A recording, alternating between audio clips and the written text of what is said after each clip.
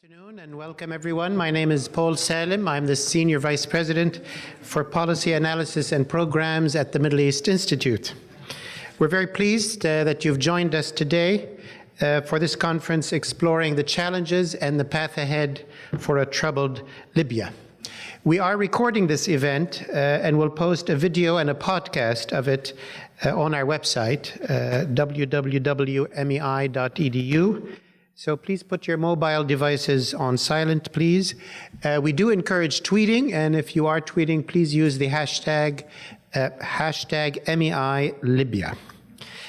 This conference was made possible in great part by the support of Garda World Federal Services, a corporate member of the Middle East Institute. We thank Mr. Pete Dordal and his team at Garda World for their commitment to MEI and the work we do. Our examination of the path forward for Libya is timely, coming at a moment when the UN Special Envoy, a friend and a colleague, Dr. Ghassan Salami, has proposed an action plan for resolving the country's political impasse, and when the US has re-engaged militarily to combat ISIS in the country. After conducting what he described as broad consultations throughout Libyan society, Dr. Salami proposed a process for reconsidering the UN-brokered political agreement of 2015. The aim is to help Libyans develop a roadmap toward institutional reforms, a new constitution, new governing structures, and elections. The UN representative emphasizes that Libyans must control the process for its outcome to be legitimate and sustainable, and warns that various powerful parties in Libya continue from time to time to play for advantage in the current disunity and conflict. The welter of overlapping conflicts leaves many Libyans at personal risk, many more of them without public services or economic opportunity. Many have been internally displaced or sought refuge outside the country. And despite its internal dangers, Libya has also become a transit country for migrants from neighboring countries seeking entry to Europe. And while the country's oil sector has tripled production from last year, much of the rest of the economy remains paralyzed, offering insufficient opportunities to Libya's population, especially for its young people. To help us examine these issues, we're joined by a diverse group of experts on the political, national security, economic, and social aspects of Libya's challenges. Our first panel will consider how the international community can promote stability and security in the country. We thank all our panelists for participation and are particularly honored to have the senior diplomat representing Libya in the United States, Ms. Wafa Boughairis, as a member of the first panel. After the coffee break, our second panel will share their views on improving humanitarian relief and advancing development in Libya. One of Europe's leading young scholars on Libya will take part by Skype in the conversation, which will also feature the UN Deputy Special Representative for Libya, Ms. Maria Ribeiro, and other distinguished panelists. Moderating this panel, panel one, will be my colleague, MEI non-resident senior fellow, Mr. Jonathan Weiner. Before joining MEI, Mr. Weiner served as the US Special Envoy for Libya under Secretary of State John Kerry. He has also served the US with distinction in several positions in the Department of State and in the US Senate. Jonathan will introduce the panel members and get our program underway. Please join me in welcoming Mr. Weiner and our distinguished panel.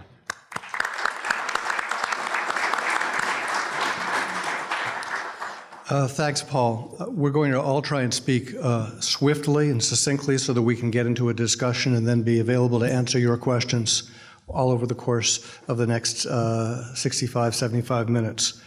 First major point, in Libya, political, economic, and security issues are always inexorably and intricately intertwined. They really cannot be segregated from one another.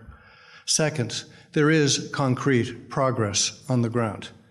I used to measure my success or failure every day as special envoy by whether Libya was pumping more or less oil. If Libya is pumping oil, it means enough people have enough stake in the country to let it happen. It was down to 250,000 barrels a day at the apogee of my tenure. not a good situation, and the revenue was down to a few $1 billion a year, not something sustainable. It is now running at around a million barrels a day. That is a huge, huge development. Tripoli, while it's far from perfect, has stabilized to a very considerable extent, as you will hear from Nigel. Security on the ground is a lot better than it was and continues to improve. And on the political side, as Paul has suggested to you, there is an actual roadmap that's been presented by the SRSG. The roadmap is being followed in important ways. There have been 5 rounds of meetings now between the State Council and the House of Representatives to discuss such issues as addressing the future of the Presidency Council, potentially moving it down from a dysfunctional 9 to hopefully a more functional 3, separating out a Prime Minister, and addressing finally the security, core security issue under Article 8 annex of how you have a national security structure for Libya that addresses, among other things, the issues associated with General Haftar. So this is real progress. They're talking about these things. They're not skipping meetings. They're not in hiding. There are also another groups discussing Libya's future constitution. There's a plan for a national conference and then elections within a year after that. So there is a roadmap, and that's progress. Is it absolutely possible? Is it conceivable that Libya could become a good news story even now? What are the conditions necessary for political security and economic progress? Our 4 panelists are Wafa Bouguegas, Libya's chief diplomat in the United States, who will update us on Libya's current policies to achieve stability. Nigel Lee, regional director for Garda World Federal Services, who has special insight not only into the security situation on the ground, but some very concrete views on the economy and the political situation. To my right is Ben Fishman of the Washington Institute for Near East Policy, who formerly was the lead person on Libya in the Obama administration, and who will ask to help us evaluate the options for Libya going forward from where we are now, what might work. Lastly on this panel is Jason Pack, Executive Director of the U.S. Libya Business Association, who has his own diagnosis on the structural reasons and historic reasons for Libya's economic issues and some concrete recommendations on how we go forward. So we're going to try and cram in all of that and then be asking one another questions and having some dialogue and then opening things up to you. With that, let me turn to Ambassador Bouguegas. Thank you. Thank you. Thank you, Jonathan. Distinguished colleagues and guests, ladies and gentlemen, it's my distinct pleasure to be among you all today to discuss the path forward for Libya. And just like my colleagues have said, we're going to be examining opportunities for the United States and the international community to advance Libya's security and mobilize to meet humanitarian challenges.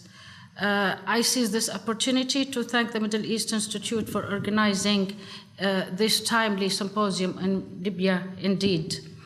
As my colleagues have indicated, indeed it's timely as the UN Special Envoy, Mr. Ghassan Salama, to Libya recently announced plans to revamp the current political agreement, reconsidering past shortcomings and seeking to widen the participation and opportunity for all Libyans to be part of the political process.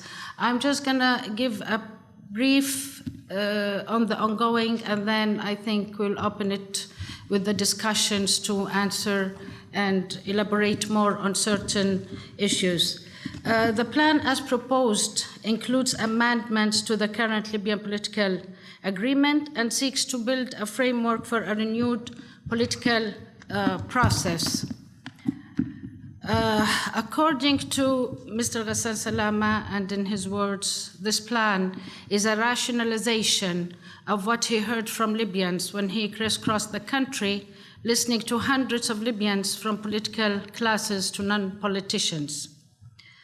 After and if a set of amendments to the Libyan political agreement is agreed upon by committees that have already resumed work and meeting as of last week, a national reconciliation conference will be convened to include all Libyan groups to pin down a roadmap for constitution, institutional reforms, and presidential and parliamentarian elections by the end of next year, during next year. To this end, and on this path forward, certainly support is requested from the US and the international community. The US and the international community can contribute a lot to the success of the Libyan dialogue and reconciliation and peace process, and this can start now in parallel with the Libyan talks and dialogue. Top priority is to align their positions on Libya. And we believe there is finally a good sign of this. It was reiterated in the high-level meeting on the sides of UNGA, convened by the General Secretary of the UN, and there was a resounding support to amend the Libyan political agreement by all member states and to build a framework for a renewal political process. So this was good news for us Libyans at last. The US and the international community can support the peace process that will put the country on the track by supporting the government on many issues, using both bottom-up and top-bottom approaches to resolve many issues that have been drivers for instability and conflict. The political agreement will need for us to work on other issues in parallel to make sure that it will be a sustainable political solution and a sustainable peace process. I'm going to specifically name some of the issues that have been a driver for conflicts and instability, and we do wish to see support from the international community, their expertise in supporting us on that. I will start by saying supporting efforts to unite our military and security institutions and support in building its capacity to be able to resume its full duties in securing borders, enforcing law, and securing our points of entry, all points of entry to the country, secure governmental institutions, and certainly with the enforcement of law, this is one pillar for countering terrorism, illegal immigration, organized crime, but also it will help us improve our current financial crisis, economical crisis. It will, the security, once it's apparent and imposed, will help us have a sustainable production of oil and generate revenues that are important for the country to provide services and to improve the economical current situation. To the financial situation has been grave. There is lack of liquidity in banks. The value of the dinar has degraded, and that impacts the lives of people greatly. And security in cities and around different neighbors and banks is very important, because we heard from the governor of the central bank many times that for people to have trust in the banks and bring back their cash and deposit it in the banks, they need to feel the sense of security, and that organized crimes, kidnapping, extortion is being stopped, and people don't feel a threat anymore. Only then we can improve the crisis happening. Another major drive for conflict that needs to be eliminated and dealt with through building the capacity for local governance and supporting decentralization. Empowering local governance and decentralization and share of power and revenues will enable delivering security, health, education, and resolve financial crisis on local levels, municipality levels, and in different towns. efforts to support the return of IDPs, internally displaced people, and Libyan refugees into neighboring countries back to their homes is very essential to support the reconciliation process and to support the peace process and to have more people buy in the political agreement and participate in the peace process. Supporting devastated cities torn by war against terrorist groups, namely Benghazi and Sirte, is going to be very crucial. And to be able to reconstruct those cities and support tremendous humanitarian efforts to recover from the war.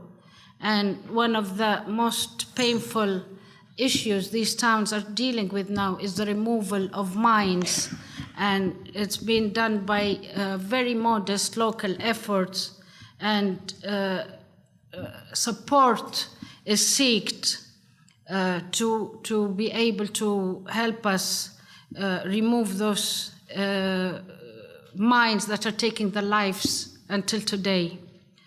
Furthermore, within the context of countering terrorism, I will add that military operations alone will not be sufficient in countering terrorism. And we saw, even though they've been defeated in Benghazi and Sirte, but we saw their ability to regroup and resume. And that's why stabilizing the country, building a unified, strong national government, and strong security institutions will be the only way and the most successful, in parallel, of course, with military operations, but it will be the most effective in countering those terrorist groups. The same goes for illegal immigration and for the organized crime that has been that has had a big haven in our country, unfortunately, as a result of porous borders. And it seems no matter what efforts are going on in combating them somehow by military operations, but as long as we have porous borders, the influx is continuing. And that's why a stable, strong, united government with stable, strong military and security institutions will be the way to combat all of those threats. Finally, before my colleagues talk on different other specific topics, and then we open it up, finally, and in conclusion, I feel that we Libyans now are conscious enough of the windows of opportunity before us in our stability and prosperity. And with this, the foreign negative interference will be neutralized, and hopefully only the positive support to us will prevail. Thank you.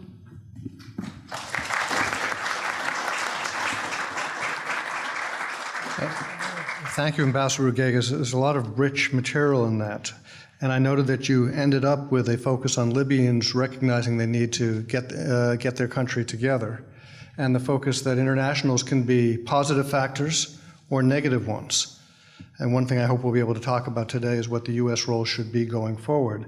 But she also talked a lot about security and the centrality of security, which is a perfect lead-in to Nigel's presentation, which hopefully will include discussing the current security situation, what some of the legacy is that has to still be overcome, and how we should be thinking about security, integrated security forces, the terrorist problem, and the migration problem. Nigel. Jonathan, thank you. I'd like to open, first of all, by saying a huge thank you to Ambassador Rugegas for all of the substantial and continued support that she has given to conducting business in Libya for US companies. It's incredibly important that the commercial sector fills some of the vacuum that exists and supports what the wider diplomatic international community is also trying to achieve. God, world's operated in Libya continually for the last 7 years. We've seen the change, we've experienced the instability, and we've seen, thankfully, the regrowth and the investment firsthand. My main message for today, despite the various points in detail I will come on to, is that Libya is open and viable for business and should be exploited in that sense to aid the country. Libya is an incredibly challenging environment. A lot of people look at it purely thinking of it as a single nation state. To put it into context, half the size of Western Europe, or drawing lines from South Dakota to Louisiana or New Mexico to Michigan, but with only 3/4 the population of New York, and adding to that 22 million weapon systems at the last count. It's a deeply unstable, very sparsely populated area. To the meat of what we're here to talk about, and I'll start with Islamic State. All possible international support has got to be lent to Libya to rid the country not only of the extremists, but most importantly, and to back the points that have been made already, the extremist views that exist in the country. And it's very much focusing that on the social media, the mayoral level, and the lower religious orders to make sure that we can actually add longevity to the stability program. The international counter-terrorist effort is significant. It's ongoing, and thankfully most of it is not seen in the press. However, anybody who does deal with that must also, I believe, fundamentally remember this must be a Libyan-led initiative. Nobody is going to support international forces coming in with long boots on the ground. Possibly more importantly, we must look at migration as a significant destabilizing factor in the country. The three ways I look at solving this problem, and we've studied it long and hard with inside the company, is to educate, interdict, and repatriate. If we can educate the vulnerable in their countries of origins and end their belief that the dreams they have when they set off will end up on the roads of gold in Europe, then we've got a chance of slowing the flow that's coming into the country. Interdiction and the migration into the sea has got to be continued in order to deter more flows and more money coming into the country, into the black market and to the smugglers. Which leads me to two final points on this. Repatriation. There are over, we believe, 1 million individuals stuck in Libya, most of whom probably don't wish to actually be there. So if we can repatriate those who have been interdicted, or repatriate those who through sheer force of circumstance have been educated to understand that they no longer wish to follow this route, we will again start the cycle back in their countries of origin. One of the more important things that is destabilizing Libya when it comes to migration is the views of the Libyan people. And a lot of them are looking at the international aid for migrants through the prism of why are you helping all these foreigners in my country when you're not helping me and my people while we are suffering under the current conditions in the country. Away from migration and other pieces that are certainly destabilizing factors, fuel subsidies. The very low cost of fuel and the endemic smuggling that is going on out of Libya for fuel is a plague across the entire country and is providing a vast amount of money, all falling into the wrong hands at the moment. Unless those fuel subsidies are either reduced or preferably removed, we are not going to see an increase in the stability. It will, of course, come with immediate and hopefully short-term economic pain for the Libyans that exist in the country. The banking liquidity and the exchange rates are another very big and hard stop in my mind as to where we look at this. They're preventing genuine investment and genuine commercial interest occurring in the country. Without a functioning banking system that can be not only seen to function, but be trusted to allow hard currency to come in and out of the country and the Libyan dinar to be exchanged at a devalued rate, again, we are going to see a black market economy thrive and continue to fund all those elements that we don't wish to survive. The situation on the ground, I believe, is exacerbated by the negativity and often overly dramatic representation of Libya in the press. This is not the Beirut of the 1980s. You can move freely through Tripoli as you can in Misrata, as you can in Benghazi, Ghadames, Gat, and Seba. It's got to be remembered, and I would advise everybody here, please, when you see the social media or you listen to commentators, please understand who they are, what their influences are, and actually whether they are putting out, in the modern diction, fake news or propaganda. It's not very helpful for anybody. The complexities in Libyan society are massive, and I believe the key piece that the international community, commercial and diplomatic, is focusing on are the katibas, are the militias. What we are forgetting in its greatest strength in Libya is the tribal system and the tribal complexities, which can be very difficult to navigate, but also add a huge amount to how we can engage with Libya and help it rebuild itself. On the political side, we must continue to support and influence and calm the GNA in all its elements and give it all the help that it needs. Most importantly, I would suggest, and to back the ambassador's point, the international community has probably got to work harder externally to Libya to make sure it has a combined message and a combined opinion on how to assist the country, rather than splintering and fracturing and therefore not actually helping what's going on the ground. In terms of armed conflict, the press is not particularly helpful, but it does portray a genuinely true attitude to what is happening. What I would emphasize is that violence in Libya is sporadic, it's short-lived, it's intense, and it's generally misunderstood by the international community. It is all too easy to label violent events as terrorist activities or terrorist events, when often tribal conflict, or more commonly criminality, are the bigger causes to blame for the individual events. So to sum up, solutions advocated by Guard World for Libyan leaders to consider and foreign leaders to consider: have patience to achieve the right governance for an outcome rather than rushing into our view of elections in 2018. Re-establish a functioning banking system, including the devaluing openly of the Libyan dinar. Remove fuel subsidies, and then hopefully we'll see in 2 to 3 years a stable North African country that can contribute to the region. Thank you, Nigel. I think it's very clear and very concrete set of recommendations. I asked a minute ago what the U.S. role might be, and here I'm going to turn to someone who's had a lot of opportunity to think about that over an extended period of time. Ben Fishman, formerly with the NSC, and now with the Washington Institute. Ben? Thanks, Jonathan, and thanks to the Institute for hosting this. It's great to have so many interested people in Washington thinking about Libya, and because that's it doesn't seem to be the case in the administration, at least on the higher level, and I'm going to get to that in a minute. I'm going to talk about what I see as the stages of U.S. involvement post 2011, but not to necessarily dwell on the history. We can debate that at length at another time, but more to establish the context of where we come from, so we can analyze and chart a way forward. I see 4 stages of involvement from the Obama administration. First, from March 2011 to October, when we were actually at war in a NATO operation. That definitely was our most intensive stage, both militarily, diplomatically, financially, sanctions, and everything else.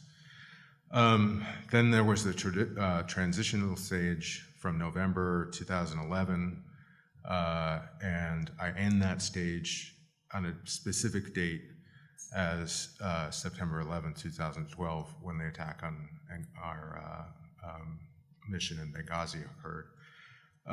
And you can't overstate from the internal U.S. government perspective how much that attack impacted our approach, the psychology of approaching Libya, and the bureaucratic follow-up that was necessary.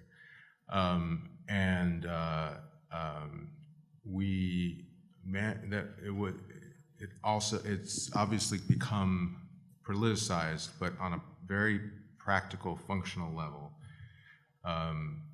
it hijacked our approach to Libya, our Libya policy. And then I say from September 2012 to July 14, and that was the stage where we tried to recover from the tragedy of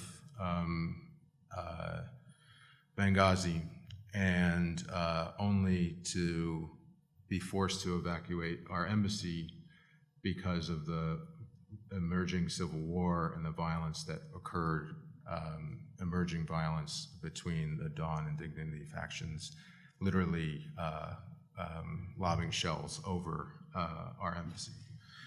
And then July 2014 to the end of the administration, which included obviously the CERT operation from the summer of 2016 to December, but also some intensive rounds of diplomacy led by the gentleman to my left and also his boss, Secretary Kerry, sending a very important but underappreciated precedent that only the government of Libya could export oil, because we interdicted the first and only shipment that was attempted by the Easterners, and some important sanctions that were imposed to signal that spoilers could not affect the unity process. Now, you can cut and dice those specific dates, but I chose to select them on those bases. And throughout that, there were several common approaches within each phase. We counted on partnerships with Libyans and Europeans and some regional players. The U.S. was never going to lead these efforts either on the kinetic military phase in 2011 or the post-conflict phase, but we wanted to support a Libyan-led process and get our allies to contribute. And that included the needed stabilization efforts on the economic front, on the social front, on the civil society front. We did some very important work. Some very important work is continuing to be ongoing. It's more complicated than ever without an actual embassy on the ground, but we've managed to do some stabilization efforts, local governments support that Wafa referred to a minute ago. More needs to be done, but we've managed to contain it. And obviously the CT counterterrorism commitment has been persistent. The ISIS campaign was the most dramatic exhibition of that effort. But don't forget, before we were focused on capturing the perpetrator of the Benghazi issue, who's now facing a trial about a mile away, and other capture programs and specific bombing efforts against other terrorists in the Maghreb. So enter Trump. How did this change? Well, there was two theories, I think, predominating when he came into office. One, that the anti-Islamist faction around him would dominate and convince him to support General Haftar and the anti-Islamist coalition in Libya, therefore changing U.S. policy from supporting a unity government to leaning on one side. That didn't transpire much, to the disappointment of several Libyan actors and some in Washington. There was another theory that Trump would seize on Libya as an area that Obama failed on and make some commitments to succeed where Obama failed. That didn't transpire. And the best evidence that we had was when Italian Prime Minister Gentiloni came in, and then during the press conference, Gentiloni, an Italian journalist, asked Gentiloni what you see the U.S. role in Libya is. And Gentiloni said, we agree with the president that U.S. has an important role in bringing the Libya together, and he expanded on it. And Trump, in no uncertain terms, said, we have no role in Libya. He corrected himself and said only the ISIS CT role that will play a part. And I think that's held true. for the last several months. We've seen recently, in the last 2 weeks, a couple of drone attacks against select ISIS targets south of Sirte. AFRICOM and the military are continually monitoring that situation, and obviously the attacks indicate their continuing commitment to fighting those threats and limiting the prospect that ISIS will recover in Libya. But I fully agree with Wafa's statement that that CT is not you can't succeed on the CT front without a broader political strategy. You can't just make occasional bombing strikes or even special forces operations without a broader political strategy. So where does that leave the U.S. policy? And we've, the Trump administration, the State Department has made statements in support of the UN effort before Salam's action plan and a few days after the plan was announced. But, you know, in all seriousness, an indication of the level of support was Gentiloni sat on the high-level meeting that was convened in New York, and Theresa May was sitting at the meeting, and we sent our Undersecretary of State. And that, I think, sums it up. And I was reminded that when Tillerson had to come out yesterday to re-establish his loyalty to the president, he talked about his commitment to the America First foreign policy agenda of the president. And that struck me because I forgot about that phrase, and I don't think that's common. He commonly uses it. So I went back and figured out when he last used it. And he actually introduced it, Tillerson actually introduced the phrase in May when he came out to the State Department in the Gene Acheson Auditorium and made his first serious remarks. And what and how does he interpret America First foreign policy as being? I'll just quote a little bit of it. Our partnerships and our alliances are critical to our success in both of those areas, meaning national security and economic prosperity.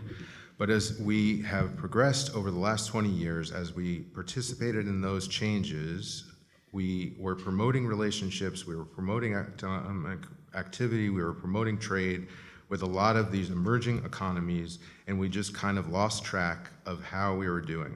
And as a result, things got a little bit out of balance. And I think that's, as you hear the president talk about it, that's what he really speaks about is, look, things have gotten out of balance, and these are really important relationships to us, and they're really important alliances, and we've got to bring them back into balance. He obviously wasn't speaking on prepared remarks, he was wandering around. And the only reference to the Middle East in that speech was related to CT and ISIS issues. So what does all that mean for Libya? I just think it's going to be a continuation now of just CT policy, and I mean narrowly focused CT policy. As long as ISIS isn't contained, we'll give nominal support to the UN's efforts, but ultimately I think the administration is focusing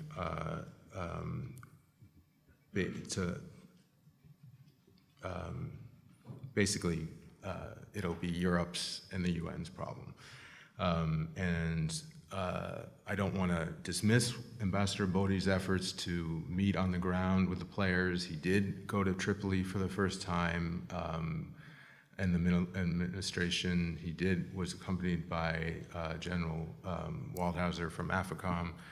He has been meeting with the parties, but in order to make a difference, an impact, I think it has to come at a higher level. And don't forget the inclusion of Libya now in the latest travel ban probably sends a negative, very negative symbol of how Libyans view the U.S. role. If I were advising the administration, and obviously I'm not, what they can do within the limits of these America First lens, beyond the scenario CT issues, I would focus on 2 or 3 areas. I would, in the midst of things that Salome said need to occur concurrently with the constitution process and the political dialogue and everything, he also emphasized there's a need to invest in the ongoing stabilization fund and to get others to do so. I think the second panel will address this in more specifics. But I think the U.S. has a diplomatic role in encouraging people to contribute, as not contribute in a symbolic way itself. And also to Wafa's last points about spoilers from the outside, if we're not going to invest ourselves heavily in getting the 2 sides together, or the multiple sides, but primarily 2 factions together, we can emphasize that in our dialogue with our regional partners that they should let the UN handle this and be helpful as opposed to not constructive. And there's plenty of technical stuff we can do on a local level that I think the best second panel is best positioned to talk about. But I think those are realistic things that our administration could be doing consistent with their overall framework for Libya. Thanks. Thanks very much, Ben. It's a bit of a dose of reality. It makes me wonder whether the U.S. military will be the lead agency in the making of a Libya policy in the weeks and months to come. It does have a very large footprint, potentially, of activities it could engage in. We're all touching on all of the issues, which, as I said, were intertwined. With that, I would like to turn to Jason, who will focus principally on the economy, but will cover other issues in the process. Good afternoon, everyone. It's a distinct honor to be included on a panel with so much experience in formulating policy towards Libya. So I want to add my own unique perspective, which I've garnered from representing the major American companies who work in Libya. So I'd like to touch upon the issue of Libya's myriad semi-sovereign economic institutions and how a lack of a centralized and coherent economic kind of overarching controlling body has impeded the process to have a stable post-Gaddafi transition and create a new political solution. I think a key thing to conceptualize, if you are not plugged into the Libya field, is the extent to which Libya is dissimilar from all other Arab oil-producing societies. Libya is a stateless state, and it was set up that way under Gaddafi deliberately. He never wanted a centrally functioning bureaucracy which could challenge him. And this is in distinct opposition to Kuwait or Qatar or Saudi, where, of course, you've got the extractive state, which then has the welfare component that distributes resources. And by the way, is that just me? Is there a horrible hissing? It's everyone? Okay. So let's keep that point in mind. So under Gaddafi, the main economic, commercial, financial, social, and structural institutions, they never answered directly to the government. They were outside of what Gaddafi had created as the basic people's congresses and general people's congresses structures. And that meant that they were independent power centers. So what are the main examples of semi-sovereign institutions in Libya? There's the NOC, which is the oil monopoly. There's the Libyan Investment Authority, which is the sovereign wealth fund. There's the Central Bank of Libya, GCAL, which is the electricity monopoly. the ESDF, which had been a kind of hedge fund with a social purpose. ODAC and HIB are two infrastructure monopolies. The PIB is the Privatization and Investment Board. It's also a monopoly. And the EDB, which was meant to kind of rationalize all of those other alphabet soup of institutions. So you have to keep in mind, as a foreign company doing business in Libya, you dealt with those institutions. And yet they weren't really answerable to the Gaddafi government in any linear fashion. That said, of course, they did what Gaddafi and his cronies wanted them to do, but he farmed them out to different branches of his family, his tribe, and related and loyal tribes. And each institution had its own fiefdom. So now that I've painted that picture, let's look at how the situation has changed since 2011. It's actually gotten far worse.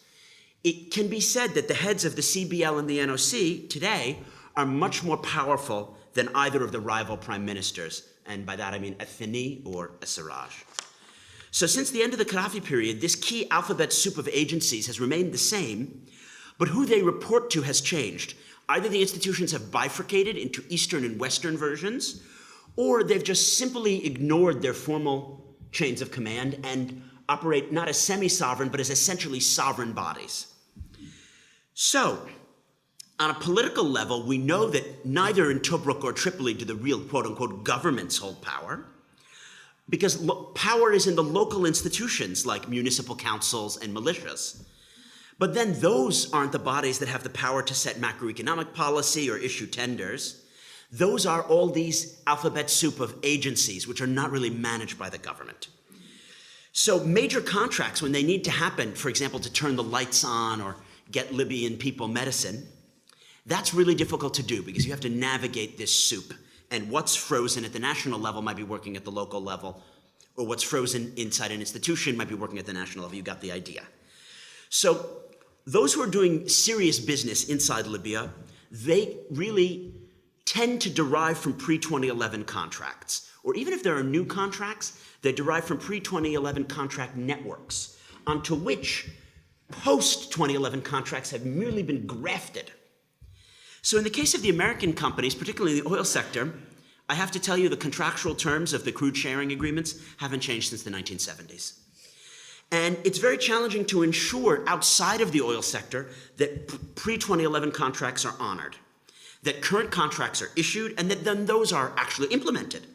And of course, there's the question that Nigel raised, even when you have contracts, how do you get the security for those business assets in country?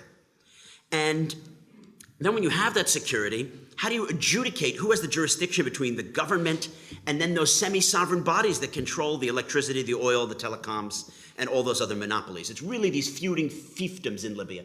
Just as geographically, there's where do the Misratans control, where do the Zintanis control. So there's, in the 90-layer chess game of Libya, there's the economic chess game that sits above the geographic one. Now to sum up, the main issues that Western companies trying to do business in Libya face are back payments for unpaid prior work, sometimes from the Gaddafi period, but then also from the NTC period or the GNC period. It's quite common that the GNA will not necessarily prioritize the payment of back payments that were even from a post-Gaddafi government, but from one that was different than it, like the NTC or the GNC periods. Then there's the issue of letters of credit. How do you get them issued? How do you get them paid? And as Nigel mentioned, truly a security challenge for the whole country is the perverse incentive structure which the existence of the official as opposed to the black market rate of the dinar sets up. Because if you can get a letter of credit, you can smuggle money. Just as smuggling sub-Saharan Africans makes you free money, smuggling a letter of credit, absolutely free money. Wafa made a really important point in which she said there's a lack of liquidity. So in addition to smuggling money, some people have access to it, others don't, and you've got to queue in bank to get your state salary. So that's a serious problem to political reconciliation. And then Nigel also mentioned that the market is not really, the Libyan economy is not governed by market forces. I would argue that Libya is the most subsidized nation on earth. It has the cheapest foodstuffs relative to their cost of production, and it actually has the cheapest refined petrol at the pump of any nation on earth. So what does that do? That creates incentives to smuggle those things abroad and entirely distorts the supply and demand aspect of how an economy should function. So All of these issues lead to political implications that prevent solving the conflict. If you'd like to ask me about any technicalities of things like letters of credit or the dinar rates, prompt me in the Q&A. I'd like to talk about the structural challenges that particularly American firms face. We're in probably the least advantageous position of any major country's firms. Why? Well, we've got what's called the Foreign Corrupt Practices Act. There are various rules that govern companies, particularly oil companies in the United States, that they cannot have U.S. nationals in a country in which there is no functioning U.S. embassy. That does not apply to Britain and Italy. One, they have embassies, but even if they didn't, they can have their nationals. They don't have those rules. And then American companies have very, very high standards when it comes to media optics, international best practices, due diligence. And as Ben mentioned, we've got the fallout from Benghazi that has made Libya a curse word in certain aspects of the political spectrum, and we need to fight that together as a community. So then there's a last bit for all those State Department people out here. It's an open secret that the US government doesn't advocate for American business interests in Libya, making them central in US policymaking the way that, say, our European allies do. The Spanish, the Germans, to some extent the French, the Russians, and the Italian governments are very happy to say, well, we've got national interests in Libya, but more important is using our foreign ministry to get this signature on this dotted line. And the US says, wait, but we've got counter-terror issues and we've got geostrategy. Business issues are secondary. But what if counter-terror issues, solving the political conflict, and business issues are actually all the same? It's just a chicken and egg problem. So what can US and Western policy do to help Libya economically? And what role can the American private sector play in that? As Ben has suggested, the US is never going to lead in Libya. And I wish it was different, but it isn't. So the US is not going to all of a sudden, Trump is going to be like tweeting about it every day and I'm going to have a new envoy and I'm going to sort this out. That's not going to happen. But that doesn't mean that American firms can't help turn the lights on, get medicine in, increase oil production, which is an important barometer for how the country is doing. And then what about building the right flow charts so that this alphabet soup of feuding agencies is sorted out in any political settlement? I think we need to have functioning market mechanisms that can help Libya not waste its reserves and also produce better humanitarian outcomes for the Libyan people than the anti-market situation of the subsidies. We need to make a coherent chain of command between a stable and legitimate government and all that alphabet soup of economic institutions. And if that chain of command isn't being discussed, we're never going to have a political solution. So if the UN plan says, oh, I just want to have these politicians sign a deal from the HOR and the GNA, that's a red flag, because that can't create a government which is worthy of the name of government, which can be legitimate and exert sovereignty, if it doesn't have direct links to the semi-sovereign economic monopolies. So those things were not addressed by the current Libyan political agreement, sometimes called the Schirat agreement. And those financial and economic issues are part of the reasons that things have failed. What have we experienced? There are the blackouts in Tripoli, which have gotten worse under the General National Accord government.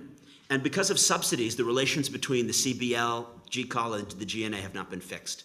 But I want to end on a positive note. The government of National Accord has worked hard, and oil production is tremendously up, but there are also other beneficial political knock-on effects. There are deals between Misrata and Zintan. Whether it's good or bad that Haftar has been feted by various European foreign ministries, I can't say, but people are talking to each other, and there is momentum for a political process that has to do with increasing the humanitarian benefits to the Libyan people. The US can help make a political coalition of the willing to try to box out spoilers, as we've heard, and align the allies. We're the ones who have the political clout in the Gulf, and we need to do that, maybe working with our British and Italian and French partners. So I think I'll call it a day there, rather than summing up with what the other key points that my colleagues have said, and kick it back over to Great. our panel. Thank you all. So we've covered a lot of territory and provided all of the answers very efficiently, including the answer to what's the right role for the United States and how important is U.S. leadership. If we haven't done that, then there's still more to talk about. I have some questions for my colleagues, any of you should feel free to answer any of them. I'm going to just run through all the questions at once rather than seriatim, and then anyone who on the panel who wants to ask any other questions or respond to any of the questions, I'm happy with. We're going to do that for about 12 minutes, and then we're going to turn to you all. When we turn to you all, anyone who wants to speak should raise their hand. Make sure you get a microphone. Make sure you get a microphone before you speak, and make sure you identify yourself and your organization before you speak, because that way not only will people hear you, but anybody watching this later. And I won't recognize anybody until they've got that microphone in their hand to speak. I may pre-recognize them, but we won't actually do it. So here's some questions. Can Libya succeed in the absence of U.S. leadership? Is U.S. leadership essential for progress in Libya, and if so, what kind of leadership? What are the right incentives and disincentives for people who care about Libya to be offering Libyans from outside or not offering? I've observed that Libyans don't always seem to trust one another very much. Is there anything that can be done to promote intra-Libyan trust? And if not, are there structural substitutes for that? Or structural substitutes like a 9-person presidency council not workable? What about the role of localities versus the central government in providing services? Is there more people could be doing at the local level? And if so, how do you fund that? Is there a way to advance revenue sharing at the local level as a subset of that question? I think those are, oh yes, and can the Egyptian solution work for Libya? What I mean by Egyptian solution is a strong national military which plays the central role in national life, not only with security, but in many other realms. Is that an appropriate model for Libya or an inappropriate model? Please discuss. Lastly, I would note that there are 3 twin things that I believe Libya needs to solve fast, work on fast to meet the needs and expectations of the Libyan people. And they are to provide security on a national basis in some shape or form with respect at the local level, to get liquidity back into the economy so people can have normal economic activity, and to get electricity and basic infrastructure stable and secure, electricity now and water for the long term. And with that, I turn to my colleagues on this panel. Answer any question. Who wants to raise their hand first? Madam Ambassador.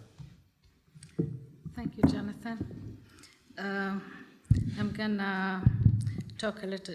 The first question was, can Libya succeed in the absence of U.S. leadership? Is that right? Yes, ma'am. Okay. And then with that, I'm just gonna go, Libyans don't trust each other, and then local municipalities versus government. So I'm gonna kind of, I'm gonna say in our path forward, in our journey and persistence to find a political solution, the U.S. has been a partner and has been a strong partner along with many countries and the UN itself. To that end, the situation was never easy and was never simple. And it was not like with a magic wand you can find a solution. There was a lot of complexities, and I think you heard from my colleagues here. They went into more details into many fragments, the economical, the inheritance we had of fragile institutions, how that led to the breakup of the society, of the institutions, more fragmentation, led to polarization, so the solution was not easy, and I realize with all what happened, and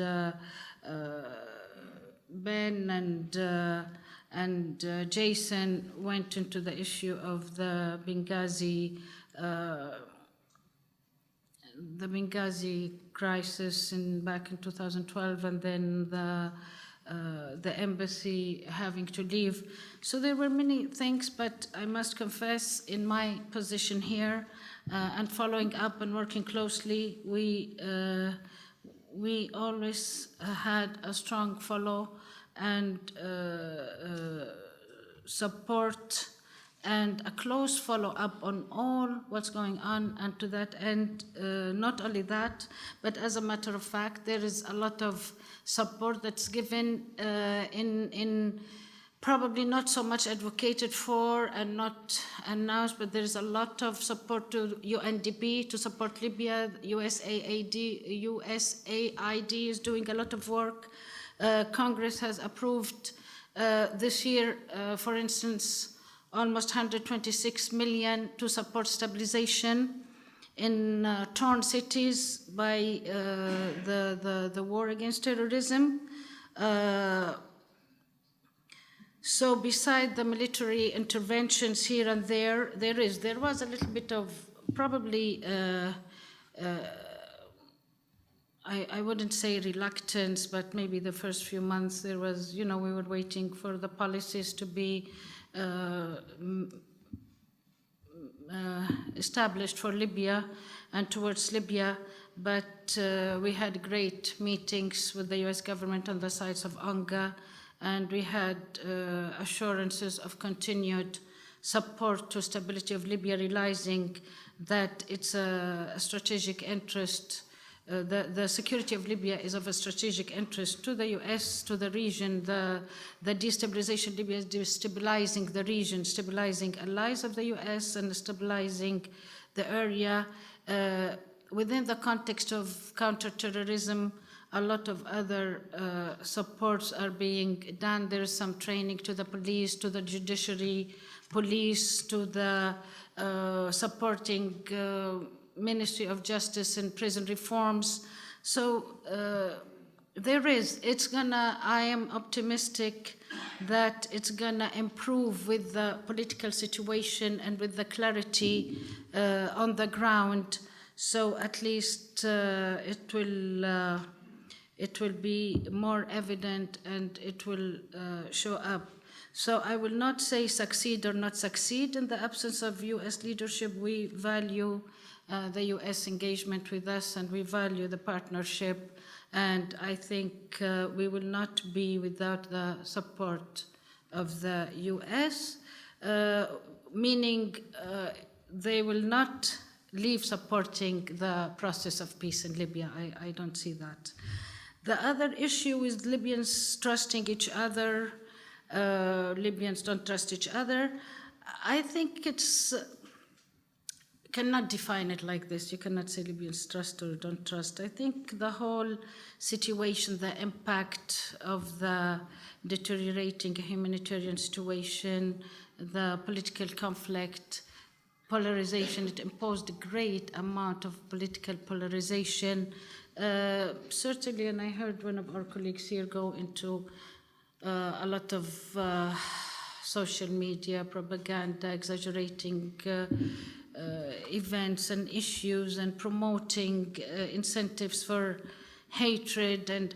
But at the end of the day, and this is, we have witnesses, even from the international community, they always say, no matter what happens and what we say and what we hear, when Libyans get together in a room, they have the ability to reconcile and to, come into agreement with each other in a much simpler way than we ever thought.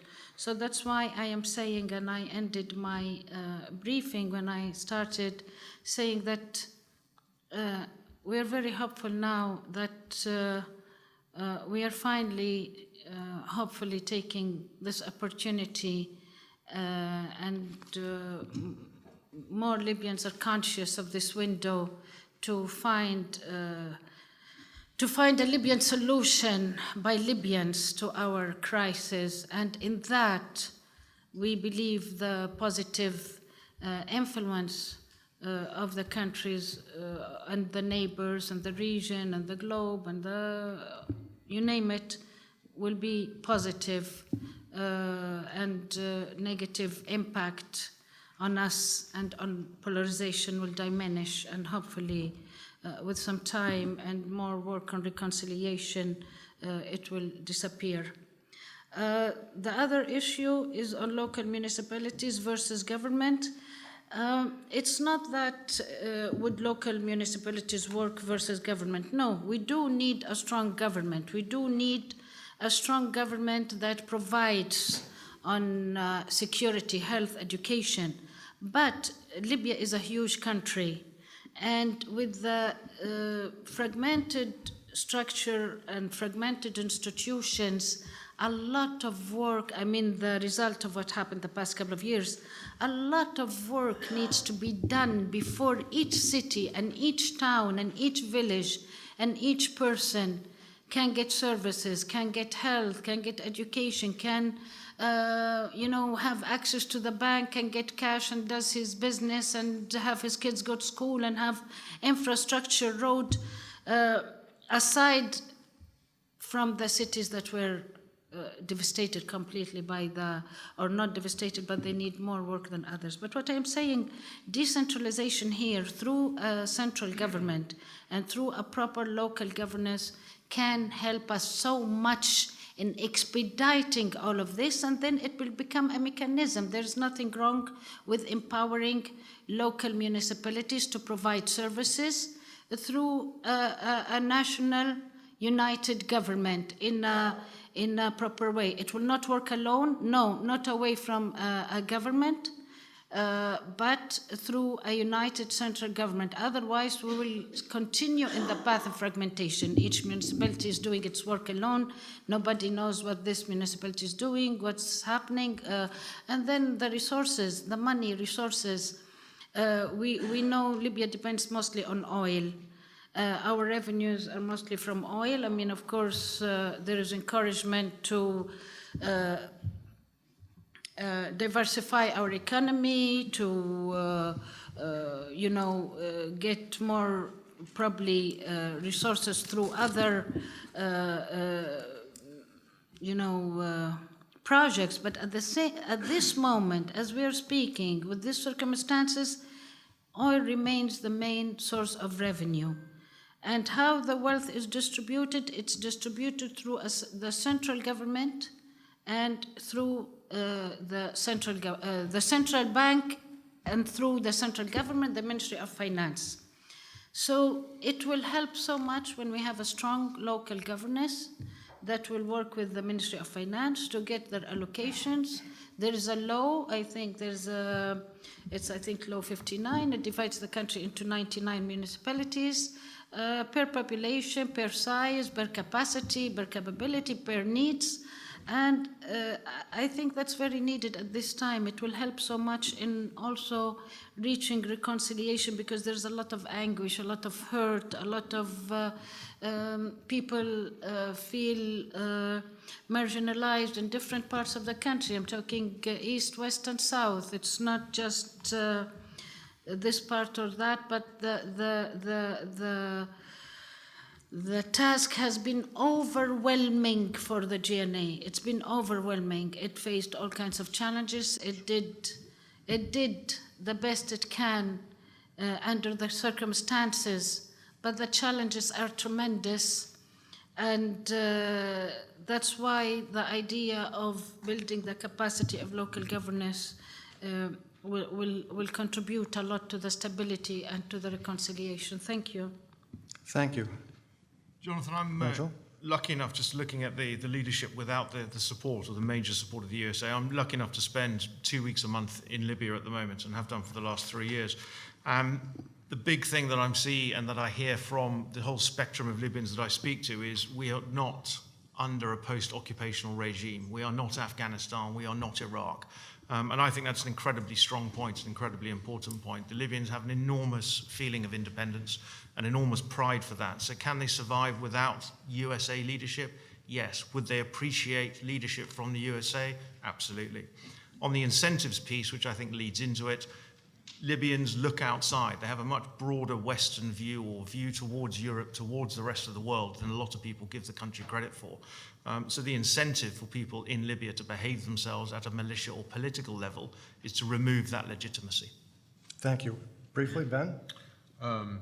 Quickly on the Egypt question, is the Egypt solution working for Egypt? On the U.S. Leadership question, I've thought a lot about this, because our instinct in the government is to always, or at least it was in the Obama administration, to always be doing something, having a meeting on something, probably too many meetings on something. Again, can Libya survive is a different question of, is there a solution for political solution without U.S. leadership?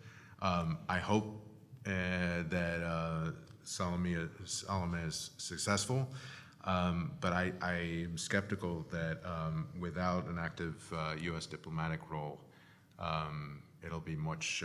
He's already facing a giant challenge. I think if we abandon the process or not act, if our support for the process is limited to infrequent statements from the State Department of support, he's got an even tougher role. I strongly believe in some kind of local decentralization work. I think USAID already does some important pilot projects and some citizen outreach and how citizens studying how or advocating local needs to local officials. Libya has no history of that, so it's an uphill process. Obviously, it has to be in a constitutional framework, but I've long supported the decentralization of local services from a mayor having to beg in Tripoli for a grant of whatever and being totally random under Gaddafi and that kind of thing. I'll stop there. Okay, very brief, and then we're going to our questions from the audience because we're going to run out of time. Let's have the microphone go to this gentleman first and then to that gentleman. To ping pong through these, can Libya succeed without U.S. leadership on the political mediation? I think it can't unless outside actors are boxed out without U.S. role, and that can only happen if the Europeans are united. And that doesn't seem to be the case at present, but it could happen. And I want to draw on a point that the ambassador wisely made. She said that U.S. support can be in parallel to the UN process, supporting it, but not necessarily only through it. That seems good to me. On the trust factor, I lived in Libya both in the Gaddafi period and afterwards, and I want to say, for those of you who haven't had that lovely and wonderful experience, Libyans are very kind people, and they don't have a history of civil war. There are no sectarian divides. The Libyan people are not violent, and they've been made violent in a way by the fallout of the uprisings, but there is genuine goodwill, even if there is distrust, so I think that's really important to get out there. And then on the local question, what Nigel called the tribal system, I don't like to call it tribal because the East has some tribes, the Saada tribes in particular, but also the Murabitin tribes. But in the West, it's really a question of localities. That's where power and loyalty and individual identity are vested in Libya at the local level. So if we can get people's governance bit to map up with their identity bit, as it has done, say, in a place like Misrata, but that kind of system can be expanded so that people feel, oh, these guys guarding my streets, they're like me. And rather than it's some Zintanis occupying a part of Tripoli, or some Misratans occupying Gharghur, which caused an uprising against them. So how to decentralize those things has also to do with the economic bit and the question of devaluation and subsidies, because that'll take away the incentive for different militias to occupy strategic sectors in the country so that they can profit from smuggling and abusing them. So there is hope for Libya because of its robust social fabric. So I'd like to end on that. Lots to discuss. Okay, let's go to audience questions, please. Thank you. My name is Ambassador Salah Sarhan. I represent Arab League in Washington. And thank you so much for Ambassador Wafa and the rest of the panel for their presentation about Libya. We are, as an Arab League, we are fully aware about this problem. Actually, I want to start by condemning the terrorist accident happened yesterday in Misrata, and I think in a court compound somewhere in Misrata. So we condemn this kind of accident. This will prove that a need, I mean the political party, Libyan political parties have to sit down together and reach out unified agreements. The other things I would like to tell you that we are, as an Arab League, Arab League is playing a major role in this process. Arab League is a partner with the United Nations and European Union and the African Union to facilitate this negotiation. And we have assigned a special envoy from the Arab League to this process in Libya. So we hope by this the Libyan political parties will unify and get peace processing very quickly, and actually we wish them the best of luck and success. Thank you.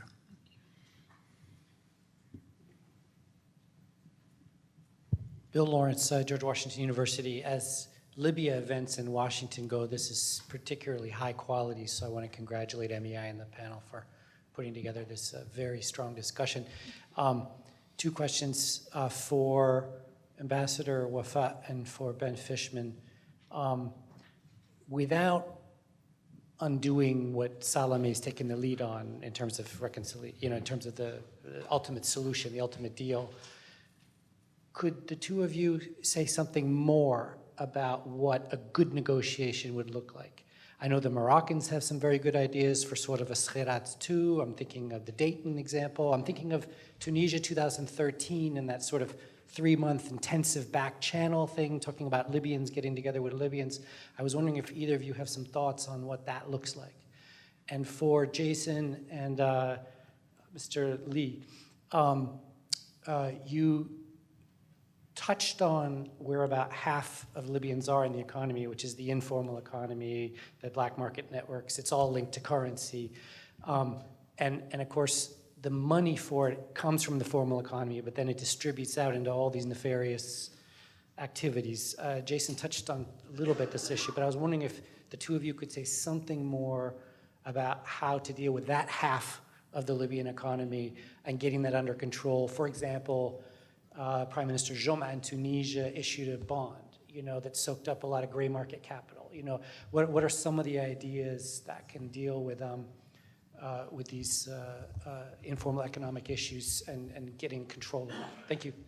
Okay, we're going to need 2-sentence responses. Ambassador Bouguegas. Okay. I understand you're asking what other initiatives besides the UN can work for Libya?